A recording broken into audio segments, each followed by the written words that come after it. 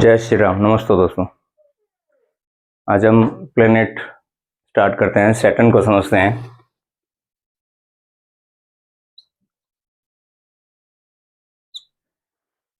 Saturn के significance आपको बता देता हूं मैं। सोरो, फियर, सफरिंग, डिजीज और कर्मा, हार्ड वर्क, ये सैटर्न के कारक। Suffering, Karma, hard work. Basically Saturn की जब महादशा या अंतर्दशा किसी भी जातक को मिलती है तो एक इंडिकेशन ये शो होता है कि कुछ ना कुछ सडन उसको एक इंस्टेंट लाइफ में कुछ चेंजेस देखने को मिलते हैं, मेंटल लेवल पे या फिजिकल लेवल पे।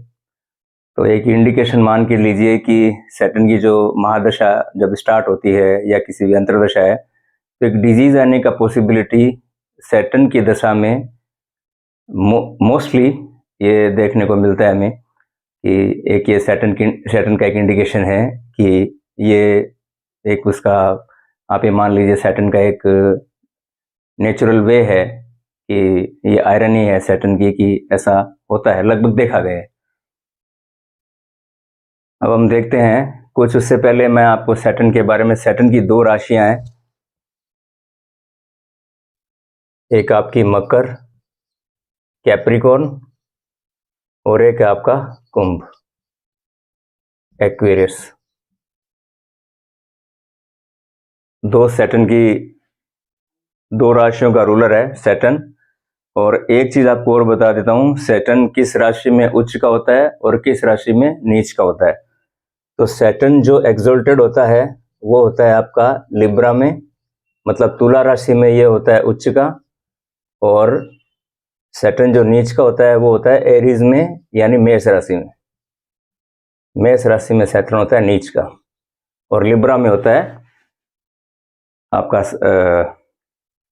तुला राशि में होता है एक्सोल्टेड, मतलब उच्च का होता है रिजल्ट में। अब हम देखते हैं कि जो कुंडली के 12 भाव हैं, 12 भाव में एक नेचुरल टेंडेंसी सैटर्न की क्या रहती है, किस तरह से सैटर्न 12 घरों में अपने इफेक्ट डालता है एक नेचुरल में। अभी हम लगन और हाउस लॉर्ड को और उसको नहीं कंसिडर कर रहे हैं, हम एक जनरल स्टडी कर रहे हैं। बाकी वहाँ पे हाउस में राशि कौन सी है या उस पर दृष्टि कैसी है, उन सब चीज़ों का हम डिस्कशन नहीं करेंगे। ओवरऑल एक मोटा मोटा रिजल्ट हम देख रहे हैं कि सैटर्न 12 घरों में किस तरह का रिजल्ट हमें ओवरऑल कितना हो, वो 40-50% चीज़ें मैच करती है। बाकी जैसे राशि डिपेंड करता है कि किस हाउस में कौन सी राशि पड़ रही है और कोई ग्रह कौन सा जो शुभ ग्रह किसकी दृष्टि आ रही है, या तो उस पर भी कुछ चीज़ें डिपेंड करती है। और दशा भी डिपेंड करती है कि दशा उस जाता है कि उस टाइम क्या चल रही है तो उसका क्या इफेक्ट आएगा। पर मोटा मोटा ये होता है कि सैटर्न जहाँ बैठता है वहाँ पे 12 घरों में सैटर्न का किस तरह से इफेक्ट आता है वो हम देखते हैं।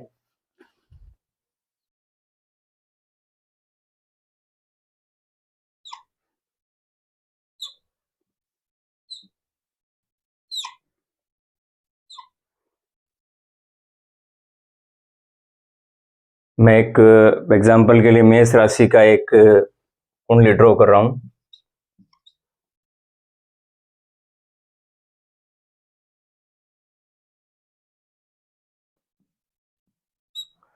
यह पता ही होगा आपको, ये कुंडली के इस तरह का कुंडली होता है। ये कुंडली के 12 भाव हैं, इसको हम लगन बोलते हैं। और 12 राशियां हो गई और 12 भाव हो गए और 9 प्लेनेट होते हैं हमारे सैटर्न।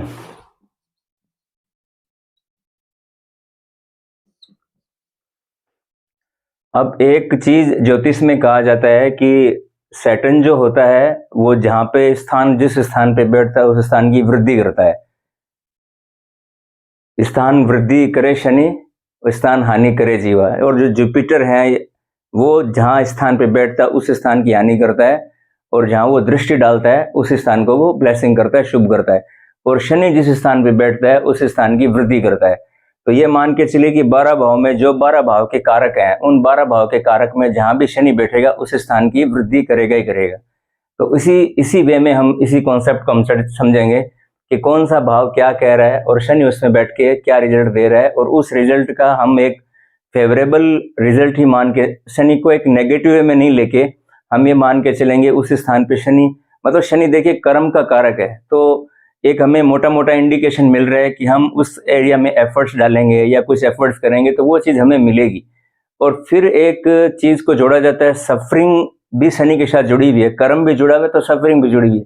तो इन दोनों का पैरल आपस में क्या कॉन्ट्राडिक्शन है, यह इसीलिए है कि कर्म करने के बाद में जब आप कोई चीज़ का कर्म करते हो और उसकी प्राप्ति होती है, और वो सफरिंग शनि क्यों देता है कि ये जानने के लिए कि भाई ये जो लाइफ है, इस लाइफ में हमें आफ्टर ऑल एक ट्रू वैल्यू जो लाइफ की होती है, वो एक कर्म करने के बाद में रिजल्ट जब मिलता है और हमें लाइफ का एक ओवरऑल व्यू मिलता है कि हाँ, हमें हमारा जो अल्टीमेट गोल है वो मोक्ष का है, या अल्टीमेट गोल हमें एक सेल्फ रियलाइजेशन का है। शनि हमें एक्चुअल में वो इंडिकेशन करता है, हम उसको सफरिंग मानते हैं, वो सफरिंग नहीं है, वो एक रेस्पॉन्सिबिलिटी आपको बताता है, हार्ड वर्क बताता है कि उस एरिया में आपको फोकस करना है, और फोकस करके अब वो चाहे सफरिंग के वो चीज़ भी देगा, सफरिंग भी करवाएगा, और उसके बाद आपको ये रियलाइज कराएगा कि हाँ, ये मैंने ये सब चीज़ को जान के मेरी चीज़ ये समझ में आ गई कि हाँ, लाइफ क्या चीज़ है क्या नहीं है, ये काम शनि का है।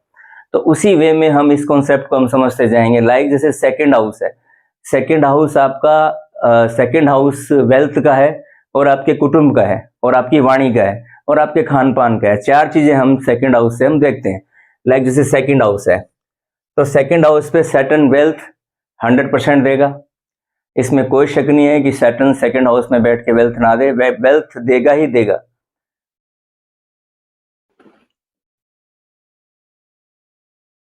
सैटर्न ये वेल्थ का है, वेल्थ कह लीजिए, एक्यूमुलेशन कह दिए, मतलब कि जब हम जैसे मान लो फर्स्ट हाउस है, फर्स्ट हाउस आपका लगन है, मतलब कि जब आप जब पैदा होते हुए तो हमारा जब जन्म होता है तो वो हमारी पर्सनैलिटी या अपीयरेंस। फर्स्ट सेकंड हाउस जैसे हम बोलचाल स्टार्ट करते हैं, खान पान है, या माँ बाप की मदर फादर के अंडर, माँ बाप के अंडर में हम रहते हैं, तो ये सेकंड हाउस मतलब ये हमारा दूसरा चरण हो गया।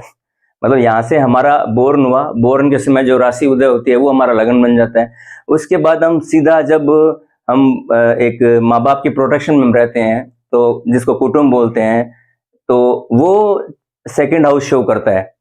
तो सेकंड हाउस का मतलब जो चीज हम बचपन में जो एक्यूमुलेट करते हैं, जो हमारे संस्कार हैं, जो हमारी वेल्थ है, जो भी चीज हमें, वो इसीलिए इसको एक्यूमुलेशन का भाव कहा जाता है। धन भाव भी कहते हैं इसको। फर्स्ट हाउस को जैसे तन भाव कहते हैं, सेकंड हाउस को धन भाव भी बोलते हैं। एक्यूमुलेशन जो हम एक्यूमुलेट करते हैं वो होते हैं। तो सैटर्न सेकंड हाउस में नेचुरली है कि धन 100% ही देगा। उसमें भी अगर आपको सपोज अगर 10th हाउस में जुपिटर है, तो जुपिटर का 5th एस्पेक्ट आपका सेकंड हाउस पे जा रहा है, यहाँ से 1 2 3 4 5। अगर 5th सेकंड हाउस में जुपिटर 5th एस्पेक्ट अगर सैटर्न पे डाल रहा है तो ये सैटर्न और भी पॉजिटिव हो गया। अब ऐसे व्यक्ति हैं जो बहुत बड़े अच्छे, जिनकी वाणी में मतलब ब्लेसिंग आ जाती है, मतलब जुपिटर का 5th एस्पेक्ट आना मतलब ब्लेसिंग मिलना, ईश्वरीय कृपा इसको बोल सकते हो आप। अगर किसी का ही 10th हाउस में जुपिटर है और सेकंड में सैटर्न है, 5th एस्पेक्ट अगर सैटर्न दे रहा है तो ये सैटर्न बहुत पॉजिटिव हो गया। इसी तरह से छठे घर में अगर जुपिटर बैठा है, 9th एस्पेक्ट सेकंड हाउस पे डाल रहा है, तो दैट मीन्स है ऑल्सो कि ये उसको वो ब्लेसिंग वेल्थ की ऑटोमेटिकली जुपिटर उसको डाल रहा है। या 8th में है, 7th एस्पेक्ट सेकंड पे जुपिटर डाल रहा है, तो भी ये सैटर्न बहुत पॉजिटिव हो गया। तो दैट मीन्स ये है कि ओवरऑल सेकंड हाउस में सैटर्न आपको वेल्थ देगा ही देगा, ये 100% है। अब अगर सपोज मान लो सैटर्न के साथ में कोई जरूरी नहीं है कि सैटर्न अकेला ही बैठे, सैटर्न के साथ अगर सपोज अगर राहु आ जाए, सैटर्न और राहु की युति हो जाए, अगर साथ में राहु बैठ जाए सेकंड हाउस में, तो राहु चूंकि एक बाहर फॉरेन का बाहरी प्लेनेट हम राहु को मानते हैं, आउटर कास्ट का प्लेनेट मानते हैं राहु की, मतलब फॉरेन को रिप्रेजेंट करता है राहु। तो जब सैटर्न के साथ में राहु है, तो ये व्यक्ति को आप ये कह सकते हो कि भाई आप घर के जब साथ में रहोगे तो आपको वेल्थ की प्राप्ति नहीं होगी। आप घर से दूर रहोगे तो वेल्थ की प्राप्ति आपको होएगी, साथ में रह के आपको प्राप्ति नहीं हो पाएगी वेल्थ की, क्योंकि राहु ये रिप्रेजेंट कर रहा है, क्योंकि राहु और सैटर्न का इफेक्ट आ गया ना दोनों में। तो इसी तरह से या ये हो सकता है कि ये कहीं फॉरेन बाहर से जुड़ जाए, क्योंकि चूंकि राहु बाहर का फॉरेन, हम फॉरेन देखते हैं इससे, राहु से, तो हम ये कह सकते हैं कि भाई या तो आप बाहर से जुड़ के आप अपना अगर करो तो ये फिर सेकंड हाउस, फिर उस वे में हम उसको अलाइन करते हैं कि बाहर से हो जाए काम इसका, तो फिर यहाँ पर जाके फिर इसको, ये आपका सेकंड हाउस है उससे कनेक्ट हो गया, तो फिर उसको ये प्राप्ति हो सकती है। तो ये हमने सेकंड हाउस का देखा। Now come to the third house. Third house what present third house? Third house है आपका पराक्रम का, क्रेज का, मतलब जैसे सेकंड हाउस, जैसे बचपन आपका यहाँ पे हो गया, उसके बाद थर्ड हाउस में आप अपने पराक्रम से, अपने परिश्रम से अपनी लाइफ को आगे बढ़ाते हो, तो ये रिप्रेजेंट करता है आपका थर्ड हाउस। आपके भाई बहन है, छोटे भाई बहन बेसिकली, और उनसे मिलके आप परिश्रम करते हो और पराक्रम करते हो लाइफ, तो ये थर्ड हाउस आपका शो करता है। तो थर्ड हाउस में बैठ के सैटर्न नेचुरली है, आपको हार्ड वर्कर बनाएगा। ऐसे व्यक्ति हार्ड वर्कर मिलेंगे ही मिलेंगे, ये कंफर्म है। जो थर्ड हाउस में जो सैटर्न लेके बैठे हैं, दैट मीन्स है they are naturally hard worker, और उनको हार्ड वर्क सैटर्न कराता है, उनको हार्ड वर्क से उनका लक भी उनका फेवर करता है। वो कब फेवर करता है? जब वो हार्ड वर्क करते हैं। कारण क्या है? जो सेवंथ एस्पेक्ट है वो जा रहा है नाइन्थ हाउस पे। यहां से आप काउंट कीजिए, 1 2 3 4 5 6 7, सेवंथ एस्पेक्ट, सातवीं दृष्टि है जो शनि की जा रही है नाइन्थ हाउस पे। नाइन्थ हाउस आपके लक का है, तो दैट मीन्स है कि आपका लक कब सपोर्ट करेगा? जब आप मेहनत करोगे। भाई शनि के हम 3 एस्पेक्ट हैं, 3 दृष्टियां हैं शनि की, एक तीसरी, 7वीं, 10वीं, 3 दृष्टियां। जहां शनि बैठता है वहां से 3 घर को वो देखता है सिंपल वे में। एक तीसरा थर्ड एस्पेक्ट है, एक 7th है और एक आपका 10th है। ये 3 दृष्टियां शनि की है। अब जैसे सभी प्लेनेट की 7वीं दृष्टि क्यों ली गई है? 7वां घर, अभी हम आएंगे इस पर, लेकिन बीच में पॉइंट आ गया तो मैं क्लियर करता चलूं कि सभी प्लेनेट का 7वीं दृष्टि क्यों दी गई है। सभी प्लेनेटों को, 9 प्लेनेट हैं जिसमें राहु केतु को छोड़ दीजिए, उसके अलावा जो हमारे 7 प्लेनेट हैं उनको 7वीं दृष्टि सभी को मिली हुई है। मतलब जो प्लेनेट जहां बैठेगा वो 7वां एस्पेक्ट हर घर पे डालेगा। ठीक है, तो ये 7वीं दृष्टि क्यों मिली हुई है हर प्लेनेट को, इसका रीजन जान लीजिए। इसका रीजन ये है, 7वां घर, ये जो 7th हाउस है, ये 7th हाउस आपके पार्टनर का है, आपकी वाइफ का है, स्पाउस का है। तो ये क्या है भाई, घर की स्त्री का काम क्या होता है? अपने बच्चों को प्रोटेक्शन देना, उसकी परवरिश करना, उनका ध्यान रखना। तो सेम इसी तरह से हम 7th हाउस को बहुत संभाल के रखेंगे तो हमारा लाइफ है जो बहुत आगे बढ़ेगा। तभी हम 7th एस्पेक्ट को लेते हैं सभी प्लेनेट का। तो ये 7th एस्पेक्ट है। तो थर्ड एस्पेक्ट से, थर्ड हाउस में सैटर्न आपको परिश्रम कराएगा, पराक्रम कराएगा, हार्डवर्क कराएगा। 100% है ये। ऐसे व्यक्ति आपको बहुत हार्डवर्कर मिलेंगे। अच्छा, सेकंड, एक महर्षि पराशर जी ने एक सूत्र दिया है कि जो आपके कुंडली के 3, 6, 10 और 11, ये जो 4 घर हैं कुंडली के आपके, 3, थर्ड हाउस, छठा, 10वां और 11वां, ये कहलाते हैं उपचय भाव। मैं लिख देता हूं, तीसरा, छठा, 10वां और 11वां, ये कुंडली के 4 ग्रह उपचय भाव। यहाँ पे जो मेलेफिक प्लेनेट है, यानी कि जो आपके पाप ग्रह जिनको बोलते हैं, शनि, राहु, केतु, मंगल, ये 4 ग्रह जिनको हम पापी ग्रह मानते हैं। अगर ये घर आपके तीसरे, छठे, 10वें, 11वें में बैठे हैं, दैट मीन्स है कि ये उनको ठीक बताया गया है शास्त्रों में। शनि, मंगल, राहु, केतु अगर इन 4 ग्रहों में बैठे मिलते हैं तो ये इनके रिजल्ट इनकी दशा में पॉजिटिव आपको देखने को मिले। यहाँ जाके इनके प्रभाव हैं जो अच्छे हो जाते हैं। केंद्र हाउस को, ये केंद्र हाउस कहलाते हैं। 1, 4, 7, 10 ये केंद्र हाउस हैं। 1, 5, 9 ये आपके त्रिकोण है, धर्म त्रिकोण इसको बोलते हैं। यहाँ पर इनकी पोजीशन ना हो, ये इन घरों में हो उपचय भाव में, तो ये अपना रिजल्ट अच्छा देते हैं। तो ठीक इसी तरह से थर्ड हाउस क्योंकि उपचय भाव है, तो उपचय भाव है तो इसका मतलब है कि ये आपका यहाँ पे सैटर्न आपको रिजल्ट ठीक देगा। Now come to the fourth house. Fourth house क्या है? फोर्थ हाउस से हम रियल एस्टेट है, आपकी प्रॉपर्टी है, आपकी डोमेस्टिक लाइफ है, मदर का घर है, ये 4-5 चीजें आपकी एसेट्स हैं, आपका व्हीकल है, ये सारा फोर्थ हाउस है आपका। एक डोमेस्टिक एनवायरनमेंट है भाई। जब यहाँ से आप परिश्रम करके जब एक एक चीज पे, एक मुकाम पे पहुंच जाते हो कि भाई मेरा खुद का घर हो या मैं खुद के घर की लाइफ में ले हूं, तो बच्चा जब ये मानो कि ये लगभग 13-14 साल का जो है उस टाइम की लाइफ का जो ये है, मतलब प्राइमरी एजुकेशन आप कह सकते हो कि ये प्राइमरी एजुकेशन का इन्वायरमेंट है जो 4th हाउस आपको दिखाता है, डोमेस्टिक लाइफ आपकी, मन की शांति भी कह दो। तो यहाँ बैठ के शनि क्या करेगा, यहाँ बैठ के शनि आपको रियल एस्टेट भी देगा, प्रॉपर्टी भी देगा और वृद्धि भी कराएगा, प्रॉपर्टी आपको देगा, जितनी मांगोगे उतनी देगा। लेकिन मैंने एक चीज बताई ना कि ये चीज अगर आपको देगा तो उसकी बजाय वो आपको उसके साथ साथ में आपकी सफरिंग भी आएगी। सफरिंग किस लिए आएगी कि सफरिंग आने का मतलब ये है कि मैंने कहा कि भाई जैसे कोई चीज अगर आपको मिलती है और सफरिंग भी आती है, दैट मीन्स है कि एक आपको रियलाइजेशन होना, लाइफ का रियलाइजेशन होना कि सब कुछ मिलने के बाद में आप को ये रियलाइज होना कि भाई जो अल्टीमेट ट्रूथ है वो क्या चीज है।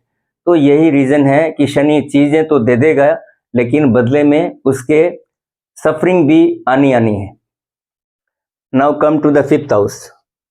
5th हाउस है आपका बच्चों का, बच्चे शनि देगा। 5th हाउस में बैठ के शनि डिनाई नहीं करेगा, डिले कर सकता है, डिनाई नहीं करेगा। तो 5th हाउस में नेचुरली वही बच्चे आपको बच्चों का सुख देगा, पर वही बच्चे होंगे आपके दुख का कारण भी बन सकते हैं, बशर्ते कि अगर किसी शुभ ग्रह की दृष्टि अगर इस पे पड़ जाए तो फिर ये शनि ठीक है। अब ये एक चीज मान के चलिए आपकी ये जो सफरिंग जो मैं बार बार यूज कर रहा हूं ना, आप इस चीज को ऐसे समझो कि एक सफरिंग, कोई आदमी को इतनी सफरिंग होती है, सफरिंग के बाद में एक उसको रेस्पॉन्सिबिलिटी मिलती है लाइफ में कि हाँ चीज अल्टीमेट क्या चीज है। तो ये सफरिंग उसी से जुड़ी हुई है, न कि ये चीज जुड़ी हुई है कि एक टाइम पीरियड तक के लिए अगर आपको कुछ मिलता भी है तो आपको रियलाइज कराना। शनि का मतलब है कार्मिक दृष्टि से आपको रियलाइज करवाने का कि भाई कोई चीज पाई है और कोई चीज का अगर हमें दुख भी आया है तो उस दुख के पीछे रीजन क्या है, ताकि हम उसको ढूंढ सकें और उस रीजन तक हम पहुंच सकें। 6th हाउस आपका है रोग का, ऋण का और शत्रु का, और एक है आपका पेट एनिमल्स का ही, और एम्प्लॉय भी देखते हैं हम लोग। तो दैट मीन्स ये है कि अगर आप कोई एम्प्लॉय अगर आप रखते हो अपने घर पे, तो एम्प्लॉय रखते हो, अगर वो एम्प्लॉय आपको छोड़ के जाता है तकलीफ आएगी भाई। 6th हाउस में एम्प्लॉय, अगर आपको इस एम्प्लॉय से आपको अगर वो लंबे टाइम पे आपके पास काम करता है, कोई पेट एनिमल है, वो अगर आपको छोड़ के जाता है तो दुख आएगा। तो वो सेम शनि वो रिप्रेजेंट कर रहा है। तो 6th हाउस का ये शनि का नेचर हो गया। 7th हाउस है आपके मैरिज का, मैरिज करवाएगा शनि, मैरिज करवाएगा, 100% करवाएगा। पर मैरिज कराने के बाद में जो दुख, जो पहले आदमी कह रहा था कि भी ठीक है मैं उससे पहले खुश था, मैरिज होने के बाद में, तो वो शनि उस चीज का, वो एक शनि की आयरनी है। 8th हाउस आपकी आयु है, लॉन्जिविटी देखते हैं हम, आयु देखते हैं 8th हाउस में। 8th हाउस का शनि है तो दीर्घायु होएगा आदमी, या 8th हाउस को दृष्ट कर ले, या 8th हाउस में बेटा शनि आपकी आयु को बढ़ाएगा 80-90। फिर आदमी प्रार्थना करता है कि भगवान बस हो गया। तो ये 8th हाउस का शनि काम है। 9th हाउस आपके है एथिकल रिलीजन, मोरलिटी, आपके धर्मगुरु का और रिलीजियस का। अब इन एक्टिविटी को आपको करोगे, आप इन एक्टिविटी को करोगे ही करोगे, एथिकल, आप धर्मपरायण व्यक्ति आप बनोगे। 9th हाउस में बैठकर शनि आपको बता रहा है कि आप धर्मपरायण व्यक्ति हो, और आपको किसी वे में ये एक चोट महसूस होएगी कुछ टाइम के बाद में, या किसी के द्वारा आपको ये एक आपको ब्लेमिश लग सकता है कि आपके ऊपर 9th हाउस में बैठकर शनि भी आपको ये पीड़ा भी आपको दे सकता है। Now come to the 10th house. 10th house है आपका कर्म का। आप जो प्रोफेशन चुनते हो, जो आप व्यवसाय करते हो, जो आप जिस क्षेत्र में आप काम कर रहे हो, 10th हाउस से हम हमारा कर्म देखते हैं कि हम कर्म जो करते हैं तो शनि 10th हाउस में बैठ के नेचुरली है कि कर्म तो करवाएगा, हार्ड वर्क भी करवाएगा और आपको फेम भी मिलेगा, नेम फेम आपको सब मिलेगा अच्छे से शनि यहाँ बैठ के, क्योंकि शनि काल पुरुष में सैटर्न इसका कारक भी है। तो शनि 10th हाउस का अच्छा माना गया है और आपको सब कुछ वो चीज देगा, तो वो चीज देगा और लास्ट में जब आप उस चीज को खो दोगे, आप सपोज किसी सीईओ की पोस्ट पे पहुंचते हो, आप कहीं कोई एक बहुत बड़े पोस्ट पे पहुंचते हो और फिर आपको उस पोस्ट से जब आपको छोड़ना पड़ता है तो वो सफरिंग जो आपको मिलती है, तो ये दोनों चीजें पैरेलल चल रही है कि आपको नेम मिल रहा है, सफरिंग मिल रही है, फिर आपको रियलाइजेशन हो रहा है। तो ये शनि का कार्य है, ये शनि ये शनि की आयरनी है। अब जैसे ठीक इसी तरह से 11th है, 11th हाउस आपके डिजायर का है, आपके डिजायर का है, आपके सोशल सर्किल का है, फ्रेंड्स का है 11th हाउस। तो यहाँ बैठ के शनि आपकी डिजायर फुलफिल करेगा, 100% करेगा। जो आपकी डिजायर है वो आपको मिलेंगे ही मिलेंगे, लेकिन मैंने कहा कि इसके साथ साथ में कुछ सफरिंग भी आ सकती है। अब 12th हाउस को लेते हैं हम। 12th हाउस है मोक्ष का भी है और आपके एक्सपेंसेस का भी है, खर्चे का भी है। तो अब यहाँ शनि 12th हाउस में बैठ के शनि आपको क्या इंडिकेट कर रहा है कि भैया कर्म करो और मुक्त हो जाओ। अब अगर आप सपोज कोई चीज में से बंधन में जकड़ जाते हो कि मैंने ये खर्चा करूंगा नहीं, या मैं कोई चीज को संभाल के रखूंगा या कोई चीज, तो दैट मीन्स है कि वो फिर एनर्जी डाइवर्ट हो रही है, तो उससे फिर शनि के रिजल्ट आपको नेगेटिव मिलेंगे। और अगर आप इसी वे में रहते हो कि आप उसी भावना को रखते हो, 12th हाउस में बैठकर शनि आपको यही कह रहा है कि बेकर्म करो और इस बॉन्डेज से आप फ्री हो जाओ। अल्टीमेट ट्रूथ यही है, हम सबका अल्टीमेट ट्रूथ यही है कि भाई फ्री होना, जो अभी हम जिस तरह से हम ठीक, तो इस तरह से हम इसको ले सकते हैं। अब मैं एक चीज आपको और बता देता हूं,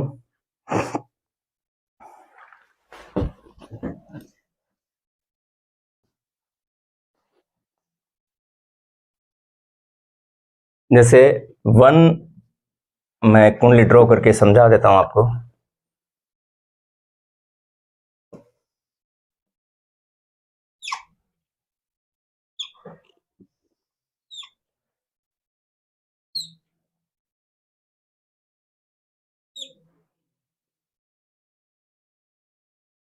टू 3 4 5 6 7 8 9 10 11 12।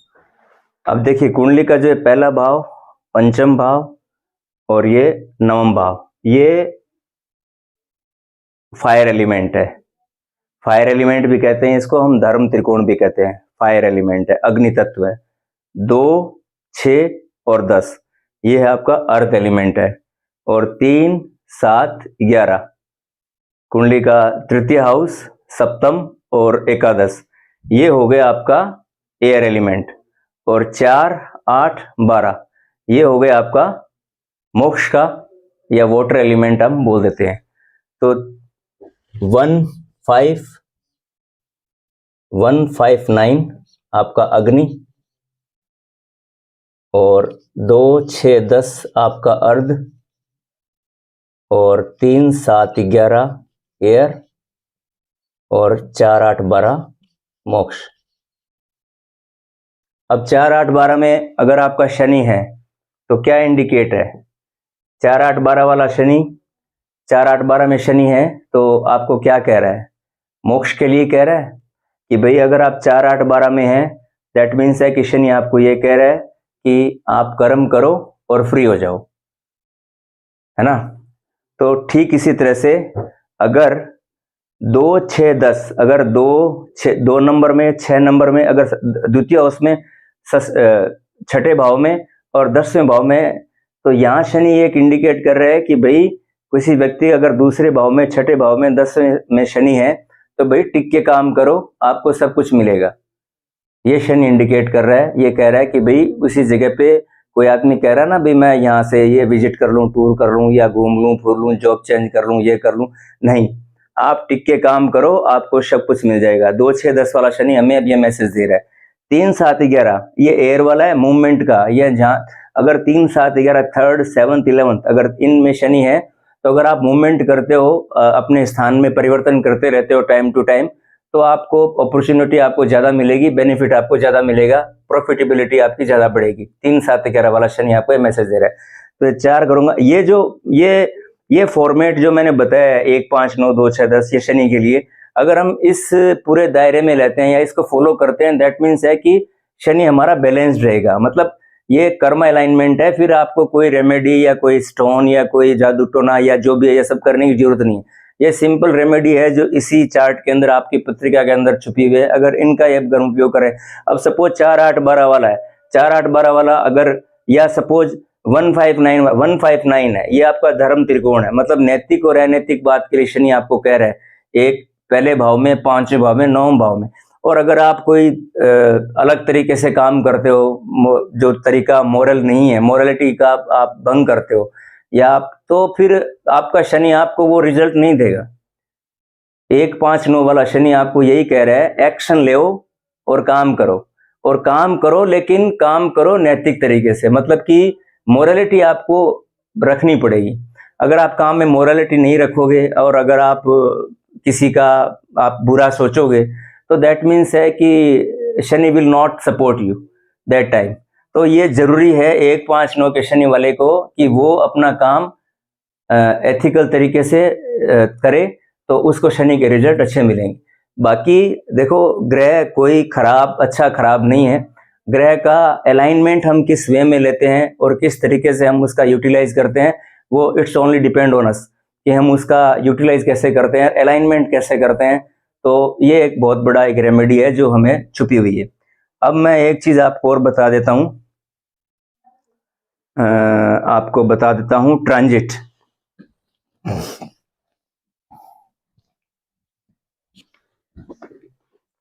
भाई शनि का जैसे एक राशि में 2.5 साल का ट्रांजिट होता है, 12 राशि हैं, 30 साल, 2.5 साल एक राशि में शनि गोचर करता है। अब जैसे सपोज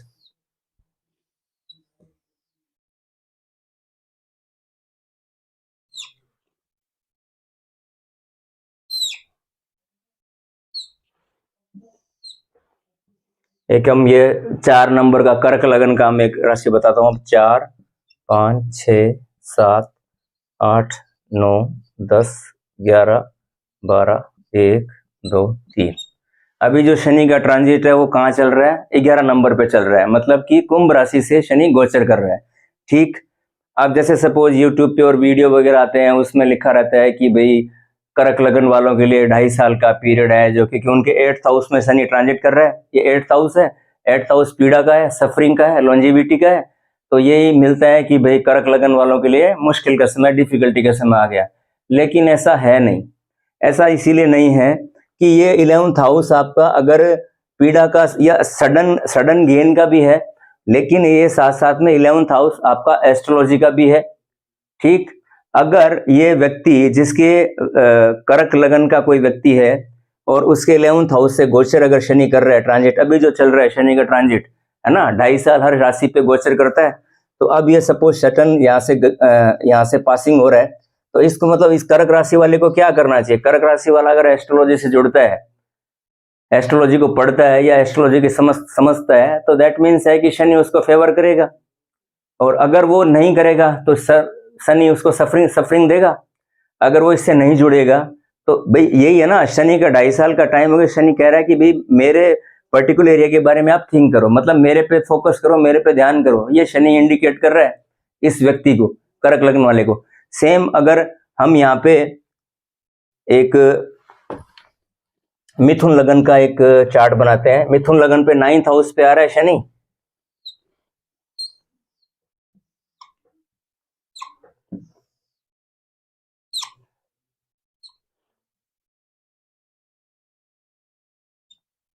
जय, थोड़ा सा पानी दे देना बेटा। 3, 4, 5, 6, 7, 8, 9, 10, 11, 12, 1, 2। अब सपोज कोई मिथुन लगन का व्यक्ति है, मिथुन लगन के व्यक्ति के लिए ये है 9th हाउस, मतलब कि यहाँ पे ट्रांजिट कर रहा है 11th राशि, ये 9th हाउस में। 9th हाउस का मतलब हो गया कि ये 9th हाउस धर्म का है, तो ये हमें इंडिकेट कर रहा है कि भाई आप जो है पर्टिकुलर आप इस एरिया में आपको आप धार्मिक रिलीजियस एक्टिविटी करो, धार्मिकता से आप रहो। तो ये हमें यहाँ पे 11th वाला शनि इंडिकेट कर रहा है मिथुन लगन वालों के लिए कि भाई आप इस एरिया पे फोकस करोगे तो आपकी लाइफ 2.5 साल हैं जो बेटर रहेगी। और अगर आप इसमें ये चीज को नहीं करते हो, इस एक्टिविटी में इन्वॉल्व नहीं होते हो, तो दैट मीन्स है कि शनि आपको सफर करेगा। बस ये हो गया ट्रांजिट का खेल। तो ट्रांजिट 2.5 साल का हर राशि पे इसी तरह से होता है, इसी तरह से आपको लेना है कि जिस तरह से अब सपोज अगला जो ट्रांजिट आएगा वो मीन राशि पे आएगा, तो अभी ट्रांजिट कुंभ राशि 11th नंबर पे चल रहा है 2.5 साल के लिए। तो जिन का भी 11th नंबर कुंभ राशि जहां जहां पड़ रही है तो उस एरिया में आदमी अलर्ट हो जाए। सपोज जैसे मैंने कर्क लगन का बताया ना, कर्क लगन का 8th हाउस में 11th नंबर पड़ रहा है, तो उसका मतलब 8th हाउस में शनि आपको फोकस करने के लिए कह रहा है।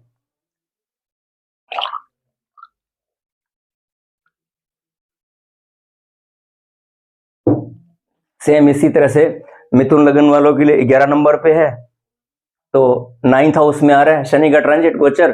तो शनि यही कह रहा है कि भाई आप धर्म कर्म में एक्टिव रहो, आपको लाभ मिलेगा। ये तो हो गया ट्रांजिट का।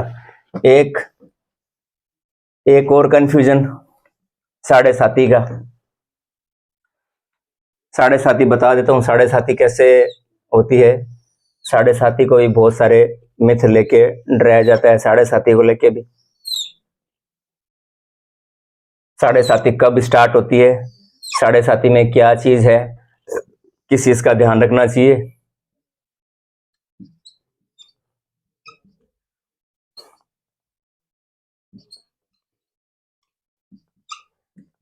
अब सपोज आपका मून यहां पर है, साढ़े साथी हमेशा मून से कैलकुलेट होती है, मून से कैलकुलेट होती है ना। तो चंद्रमा जैसे सपोज अगर शनि अगर मिथुन राशि पे आएगा, जब मान लो मिथुन राशि पे जब शनि का ट्रांजिट आएगा, तो दैट मीन्स है कि 1 सेकेंड, 1 सेकेंड के लिए,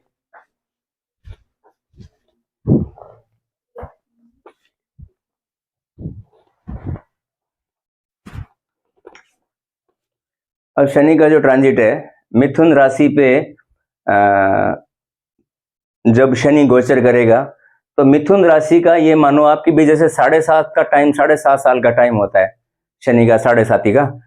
तो 7.5 साल के लिए हम ये पीरियड मानते हैं, लेकिन ये 7.5 साल का एक्चुअल में पूरा 7.5 साल नहीं होता है। शनि जब मिथुन राशि का आधा भाग पार कर चुका होगा, तब आप इसको इसको बोल सकते हो आप कर्क राशि वाले को कि भी आपके अब 7.5 का टाइम आ गया है। मतलब कि पूरा 7.5 साल नहीं, ये लगभग 4 साढ़े 4 साल तक का टाइम होता है उसको, लगभग अगर देखा जाए तो। वैसे हम अगर मून की डिग्री देखेंगे तो ये लगभग सारा मतलब 4 साढ़े 4 साल का टाइम होता है जो उसको, उसमें भी उसको क्या होता है, उसमें भी आपको क्योंकि बहुत कोई ऐसा नहीं है, एक माइंड के लेवल पे आपको रेस्पॉन्सिबिलिटी उस टाइम क्रिएट करवाता है शनि। जो शनि की 7.5 जिस पे भी लगती है या जिस पे भी आती है, इसका मतलब ये नहीं कोई भूचाल आ जाएगा या कोई पता नहीं क्या का क्या हो जाएगा, ऐसा कुछ नहीं है। वो ये है कि माइंड के लेवल पे आपको उस टाइम कंसंट्रेट रखना है। हाँ, अगर आप उस लेवल से बिगड़ते हो या उस तरह का ख्याल आप नहीं रखते हो, तो फिर चीजें देखो खराब हो सकती है। और अगर उस पर आप अलाइन रहते हो, माइंड के लेवल पे आप सपोर्ट रहते हो, पेशेंस रखते हो, शनि पेशेंस का भी एक रिप्रेजेंट करता है।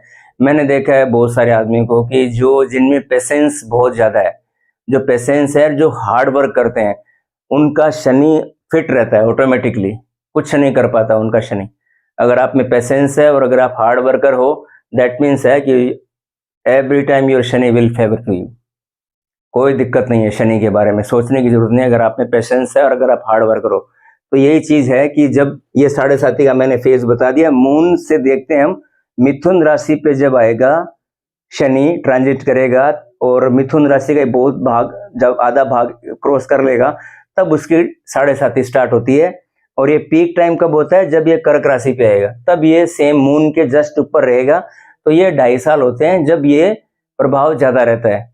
और उसके बाद फिर जब ये आपका इसमें सिंह लियो राशि की ओर बढ़ेगा, लियो की तरफ उसका ट्रांजिट होएगा, तो वो उतरने का टाइम होता है। तो वो टाइम इतना, वो लगभग एक बाईपासिंग टाइम होता है। मेन जो टाइम होता है वो यही होता है 2.5 साल का, जब चंद्रमा के ऊपर शनि होता है।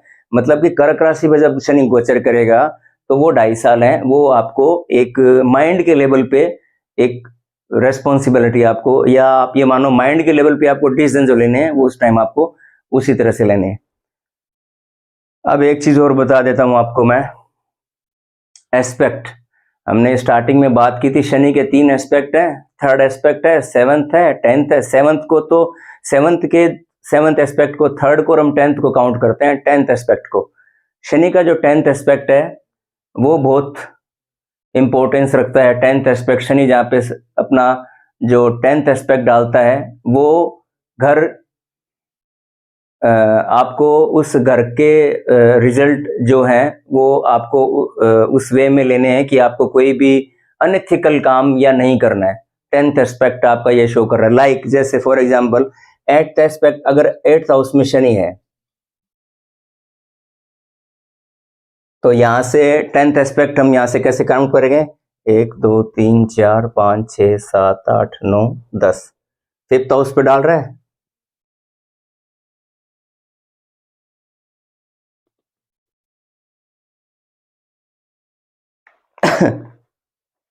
अब आप देखिए 4th हाउस से 1 2 1 2 3 4 5 6 7 8 9 10।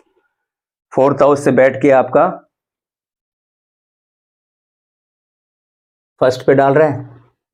अब आप 12th पे देखिए, 12th था, देखिए 1 2 1 2 1 1 2 3 4 5 6 7 8 9 10।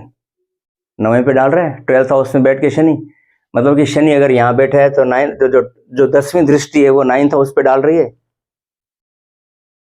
अब देखिए ये 4 8 12 क्या चीजें? मोक्ष है, और 1 5 9 आपके धर्म त्रिकोण है। ये हमने स्टार्टिंग में देखा था। 4 8 12 आपके मोक्ष के मतलब चौथे घर पे जब शनि है, और तो वो कहाँ पे? आपके लगन पे डाल रहा है। 4th हाउस में अगर किसी का शनि, मैंने बताया शनि 4th हाउस के बैठा शनि काफी मैंने बताया, लेकिन ये डेंजरस भी हो सकता है अगर वो अनएथिकल या धर्म के आचरण को नहीं फॉलो करेगा, अनएथिकल वे करेगा, तो शनि उसको नुकसान पहुंचा सकता है। क्योंकि 10वां एस्पेक्ट कहां जा रहा है? लगन पे, आपकी हेल्थ को डैमेज कर देगा। लगन है, आप खुद हो, फर्स्ट हाउस तो लगन है आपका। तो चौथे घर वाला शनि जो 10वीं दृष्टि लगन पे डाल रहा है आपके। और सेम इसी तरह से 8वें घर में अष्टम में अगर शनि है तो 10वां एस्पेक्ट जो 10वीं दृष्टि है वो 5th हाउस पे डाल रही है। अगर आप लाइफ में बहुत कुछ बना लोगे, आप बहुत कुछ अपना एक, आप मानो एक काफी हाई लेवल के आप एक अच्छा एक प्रोग्रेस कर लेते हो, और आप किसी वे में अब अपने धर्म को छोड़ देते हो, है ना, धर्म का पालन नहीं करते हो, या अनएथिकल वे से आप मनी अर्निंग करते हो, तो फिर उसका प्रभाव किस पे आएगा? 5th हाउस आपके बच्चों का है। आपने तो बहुत कुछ कर लिया, लेकिन आपके बच्चों पे वो स्थिति कष्टकारी हो सकती है। ठीक इसी तरह से 12th में 9th, तो इसी तरह से ये है कि भाई 4 8 12 वाला 1 5 9 धर्म त्रिकोण की, ताकि उनकी तभी 10वीं दृष्टि के कार्मिक दृष्टि है। 10वीं दृष्टि को हम कार्मिक दृष्टि बोलते हैं, क्योंकि 10th हाउस हमारे कर्म का है, तो वो कार्मिक दृष्टि है, कर्म प्रधान दृष्टि है कि आप जो 4 8 12 वाले को तो खास उसको अलर्ट रहना है कि वो उस तरह के काम ना करे जिससे कि धर्म का नुकसान पहुंचे या किसी तरह का हानि ना हो। तो ये 4 8 12 का हमने देख लिया, हमने ट्रांजिट देख लिया, हमने 7.5 देख ली। और बाकी शनि प्लेनेट को लेके जो कोई डरने का कोई जरूरत नहीं है, क्योंकि इसमें कुछ बेसिकली जो है ये एक जस्टिस, न्याय का तुला है ना, एक्सल्टेड है। मैंने बताया ना शनि आपका जो उच्च का तुला में क्या, तुला का साइन क्या होता है? तुला का साइन बैलेंस है, जितना कर्म डालोगे उतना बराबर होगा हिसाब, तो वो ये एक्सल्टेड। इसीलिए तो पराशर जी ने 12 राशियों में से तुला राशि को ही शनि को उच्च क्यों प्रदान किया? शुक्र जो कि तुला राशि शुक्र की है, तो उसी राशि में शनि को उच्च का माना गया है। तो इसीलिए माना गया है कि भाई आप जो है बैलेंस बना के रखिए, तो जो आपकी लाइफ है वो ठीक ढंग से आपका रहेगा। तो ये शनि के हमने 12 भाव में देख लिए कि शनि जहाँ बैठेगा वो स्थान का मतलब मैंने बता दिया 12 भाव में, 12 राशियों में और 12 भावों में क्या क्या शनि के फल हैं और क्या क्या चीज़ें आपको मिलने वाली है।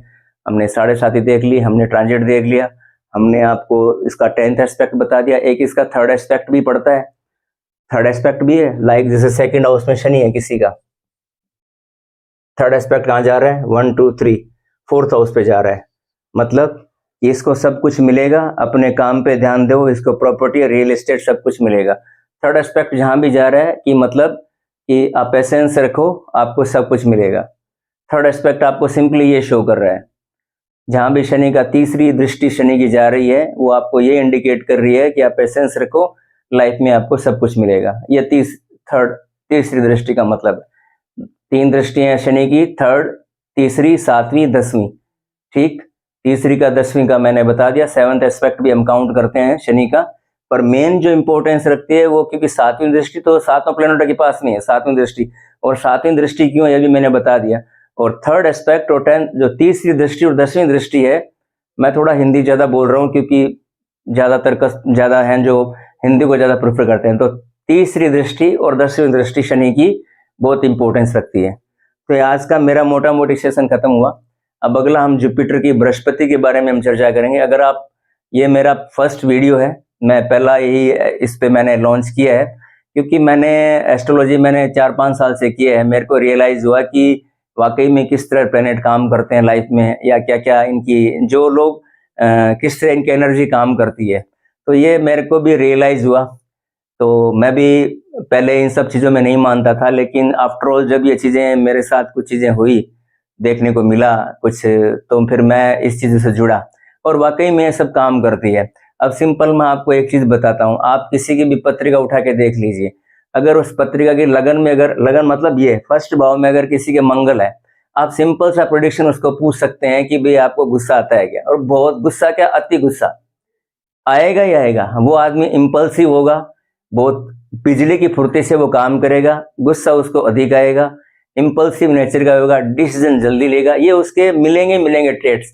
आप किसी की भी पत्रिका उठा के देख लो, XYZ कोई भी हो जिसके लगन में मंगल हो, सिंपल सी बात है। तो ये सब चीजें क्या इंडिकेट कर रही है कि भाई कहीं ना कहीं कोई चीज काम कर रही है ना, कोई चीज वर्क कर रही है, तभी इतना सब चीजें हो रहा है, सब चीजें मिल रही है, मैच कर रही है ना। मैं तो आपको ये हमने पढ़ा है, शास्त्र में पढ़ा है, पढ़ने के आधार पर हम कह रहे हैं। हम ये तो कह रहे हैं हमने किसी की पत्रिका नहीं दी, किसी का नहीं दी, हम सिंपल प्रेडिक्शन दे रहे हैं कि ये चीज है तो ऐसा होगा। अब 2nd हाउस में आपका शनि है, 10th एस्पेक्ट आपका कहाँ डाल रहा है, 11th हाउस पे, उपचय भाव है, धन की प्राप्ति, डिजायर आपके पूरे होंगे, 100% होंगे, रोक नहीं सकता। शनि जिसका 2nd हाउस में जिसका शनि बैठा है उसको भर के वेल्थ मिलेगी। और एक चीज का प्रेडिक्शन में एक और चीज बता देता हूँ आपको, अगर किसी भाई का, किसी का 10th हाउस में जुपिटर, आप उसको पूछ लेना कि उसका 10th हाउस में जुपिटर है, 2nd में सैटर्न है, 5th एस्पेक्ट जा रहा है उसका 2nd हाउस पे, उसकी वाणी बहुत ही अच्छी मिलेगी आपको। मतलब उसकी वाणी में जुपिटर की ब्लेसिंग मिलेगी आपको। वाक जिसका कहते हैं ना कि अगर उसने बोल दिया तो उसकी उसकी वाणी सिद्ध हो गई, तो वो वाला व्यक्ति आपको मिलेगा ही मिलेगा। और ये आप खुद पे आजमा के देख लेना, या किसी से पूछ के भी देख लेना कि ऐसा होएगा ही होएगा। या 6ठे घर में 9वां एस्पेक्ट जा रहा है आपका इसका जुपिटर का 2nd हाउस पे, तो सेम वही है, उसकी वाणी में ब्लेसिंग मिल जाएगी। हम बृहस्पति के बारे में अगला वीडियो लाएंगे, तो आप चैनल को सब्सक्राइब कीजिए और शेयर जरूर कीजिए कि ये इन्फॉर्मेशन सबके पास जाए, कि ताकि ये भ्रम मिथ जो है ये सब लोगों के टूटे। तो शनि को लेके जो गलतफहमियां लोगों के बनी हुई है वो है, मेरा काम है उसको मैं किसी तरह से, मेरा काम नहीं है, मैं तो देखो अल्पज्ञानी हूँ, मैं कोशिश कर सकता हूँ और मैंने एफर्ट्स ही किया है, इसमें कोई गलती हो तो मैं माफी चाहता हूँ। और बाकी मैंने मेरे हिसाब से जो इन्फॉर्मेशन आपको दी है वो मैंने सब पढ़ के, बुक से पढ़ के, शास्त्रों से पढ़ के, और सभी गुरुओं से जो मेरे को ज्ञान मिला है उन्हीं से मैंने दी है। तो थैंक यू सो मच, आपने देखा, वीडियो बहुत लंबा हुआ है, आपके समय के लिए बहुत बहुत थैंक यू, बहुत बहुत धन्यवाद।